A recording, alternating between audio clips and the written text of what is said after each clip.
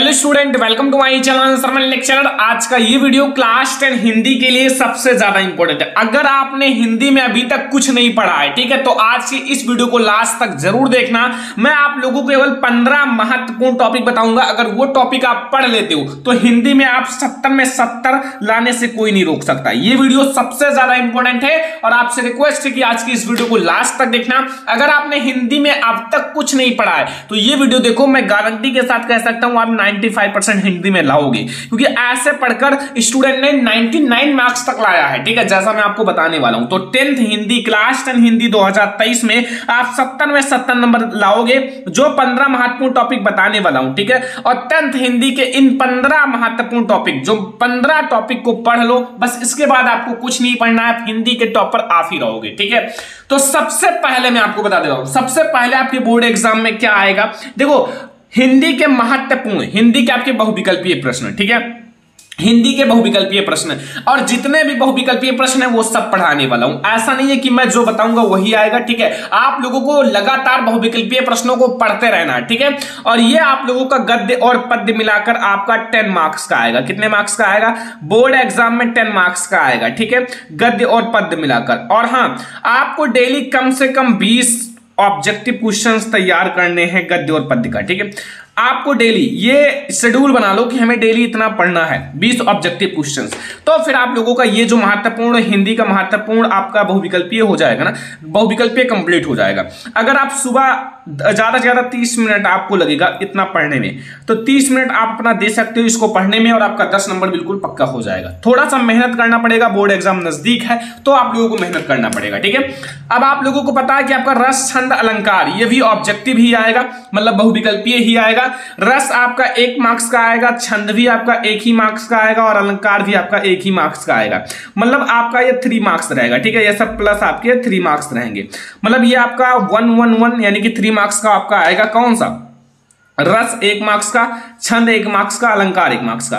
तो ये आपका 3 मार्क्स का आएगा। और मैं ज्यादा नहीं कहता हूं, आप ज्यादा से ज्यादा 2 बहुविकल्पीय रस का कंप्लीट करो एक दिन में, 2 छंद का, 2 ही अलंकार का।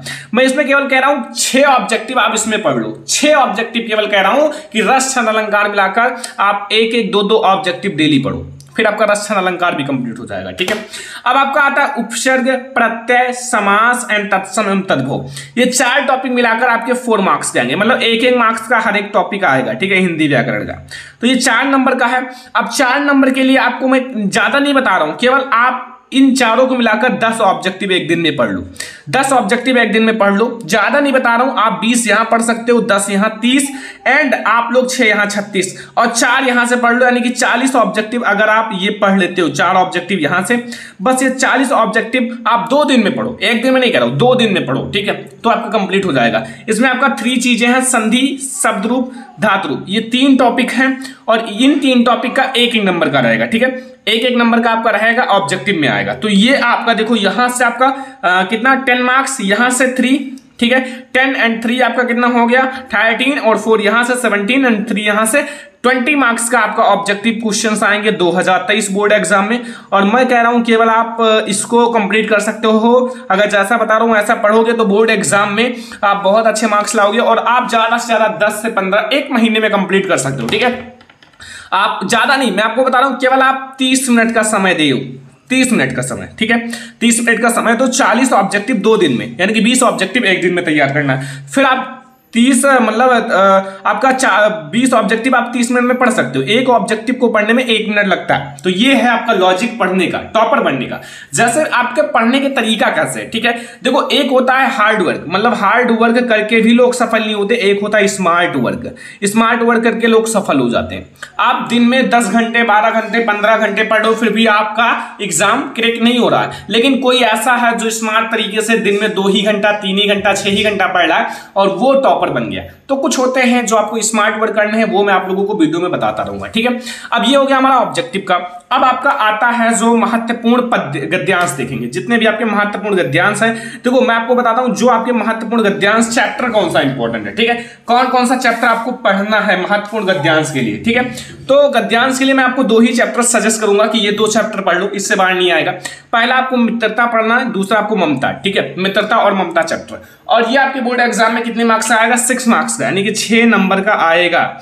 अब आप सोच सकते हो 1 नंबर की कीमत उससे पूछो जो 1 नंबर से फेल हो जाता है, और यहाँ आपको 6 नंबर मिलेगा। और ज्यादा नहीं बता रहा हूँ, केवल 2 ही चैप्टर बता रहा हूँ कि मित्रता और ममता पढ़ लो। मित्रता के जो लेखक हैं वो हैं आचार्य रामचंद्र शुक्ल और इसके जयशंकर प्रसाद, ममता के जयशंकर प्रसाद। बस ये 2 चैप्टर पढ़ लो, 6 नंबर फिक्स हो गया। कुछ नहीं करना है, केवल आपको किताब उठाकर थोड़ा सा ध्यान से पढ़ना है। यहां से आपका 5वां टॉपिक है, ठीक है। 5वां टॉपिक आपको महत्वपूर्ण गद्यांश और पद्यांश पढ़ लेना है। नहीं, अब आपका महत्वपूर्ण पद्यांश बता देता हूं। महत्वपूर्ण पद्यांश, ठीक है। महत्वपूर्ण पद्यांश में मैं आपको कुछ ऐसे चैप्टर्स बताऊंगा जो आपको पढ़ने हैं, ठीक है, जो आपके बोर्ड एग्जाम के लिए इंपॉर्टेंट है, और ये भी 6 ही मार्क्स का आएगा आपके बोर्ड एग्जाम में, ठीक है। और जो चैप्टर बता रहा हूं उसको पढ़ लो, थोड़ा सा मेहनत करो, बोर्ड एग्जाम नजदीक है तो थोड़ा सा मेहनत करना पड़ेगा, ठीक है। तो वो हमारा कौन कौन सा है? पहला आपको पद चैप्टर पढ़ना है, ठीक है, सूरदास जी का। धनुष भंग चैप्टर पढ़ना है, तुलसीदास जी का, ठीक है। भक्ति नीति पढ़ना है, बिहारी जी का। एंड यहाँ स्वदेश प्रेम आपको पढ़ना है। स्वदेश प्रेम के लेखक कौन है, रचयिता कौन है, देख लेना, ठीक है।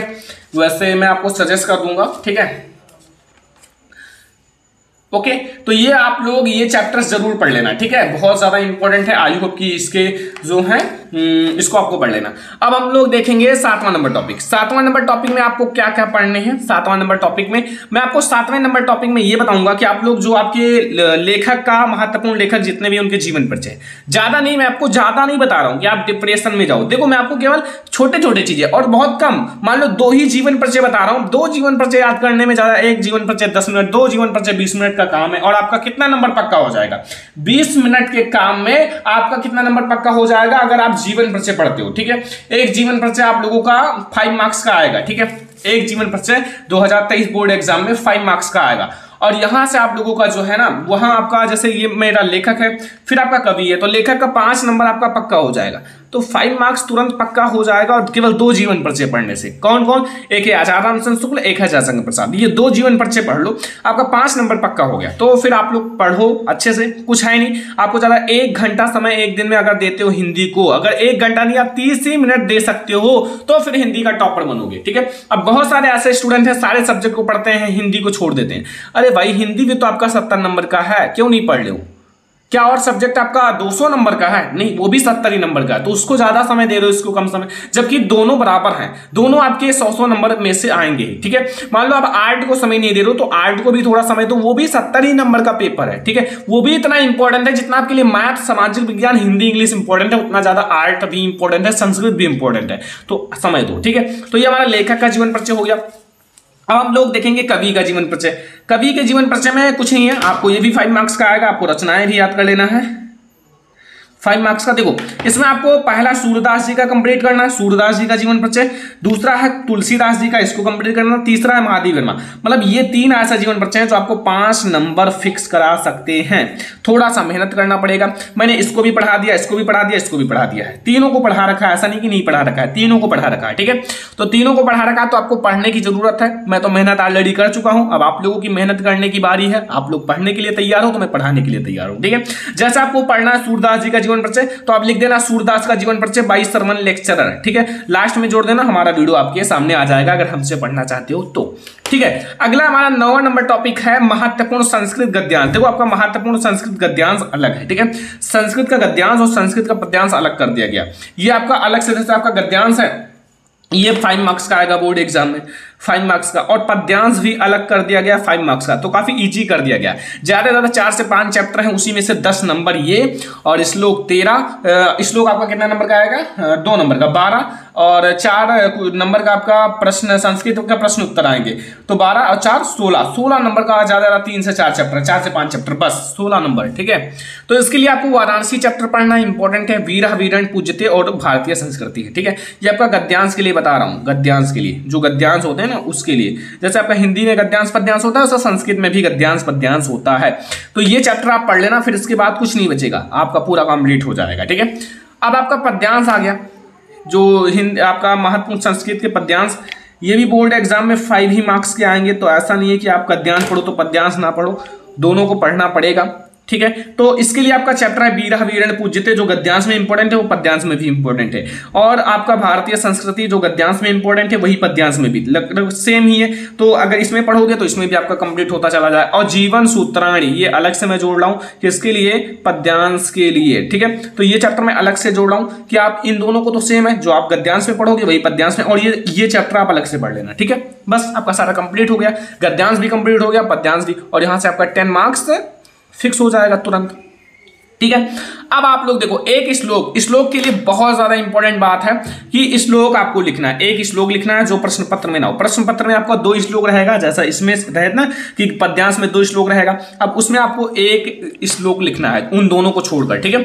तो मैं 2 ऐसा श्लोक बता रहा हूं जो बोर्ड एग्जाम के पद्यांश में 100% आएगा, मतलब जो पद्यांश है ना उसमें 100% आएगा यही, क्योंकि ये 2 ऐसा श्लोक है जो हर साल बोर्ड एग्जाम में आ रहा है। तो ये जो पद्यांश वाला पोर्शन है इसमें 5 मार्क्स का यही आएगा, ठीक है। ये दोनों में से एक देखो, और यही आप अगर ना आए तो श्लोक लिख देना। देखो श्लोक में बता रहा हूं, सर्वे भवन्तु सुखिनः सर्वे सन्तु निरामया सर्वे भद्राणि पश्यन्तु मा कश्चित् दुःखभागा भवेत्। इसका हिंदी सारांश, व्याख्या, गद्यांश, पद्यांश सब कुछ कंप्लीट करना, 100% व्याख्या, ठीक है। और यहाँ दूसरा है बंधनम मरणम वपि जयो वपि पराजयः उद्भयत्र समो वीरः वीरः भावे ही वीरतः, इसको भी कंप्लीट कर लेना। मतलब ये 2 आपको मैं श्लोक बता रहा हूँ, लेकिन ये 2 आपका पद्यांश भी है, संस्कृत का पद्यांश भी इंपॉर्टेंट ही है दोनों, तो ये इसका पद्यांश भी कंप्लीट करना और इधर से आपका श्लोक भी कंप्लीट हो गया। तो फिर इसको याद कर लेना, बार बार रिवीजन करना, ठीक है। तो ये हमारा 11 नंबर टॉपिक है। अब हम लोग 12 नंबर टॉपिक देखेंगे। देखो 12 नंबर टॉपिक में आपका ये भैया 4 मार्क्स का कर दिया गया है, जो कि बहुत ही ज्यादा इंपॉर्टेंट हो चुका है, ठीक है। 4 नंबर प्रश्न उत्तर संस्कृत में लिखना है, संस्कृत में आपका क्वेश्चन रहेगा और संस्कृत में आंसर लिखना है, ठीक है। चैप्टर से रहेंगे। अब आपका 2023 बोर्ड एग्जाम के लिए महत्वपूर्ण आपको कुछ निबंध बता देता हूं, जो आपके बोर्ड एग्जाम के लिए सबसे महत्वपूर्ण भूमिका निभाएगा 9 मार्क्स का, और 9 मार्क्स बहुत ही ज्यादा इंपॉर्टेंट हैं, ठीक है। तो देखो पहला आपको प्रदूषण की समस्या तथा समाधान पर निबंध जरूर कंप्लीट कर लेना है, सारे इंपॉर्टेंट है जितना मैं आपको बता रहा हूं। प्रदूषण की समस्या तथा समाधान पर निबंध पढ़ लेना। दूसरा है विज्ञान वरदान है अभिशाप, इस पर भी निबंध पढ़ लेना। मतलब सारा इंपॉर्टेंट है, ऐसा नहीं, सारा इंपॉर्टेंट है, बिल्कुल 3 स्टार वाले प्रश्न हैं, ठीक है, 3 स्टार वाले प्रश्न। तो ये सारा मैं जो बता रहा हूँ वो पढ़ लेना। बेरोजगारी की समस्या तथा समाधान, इसको पढ़ लेना।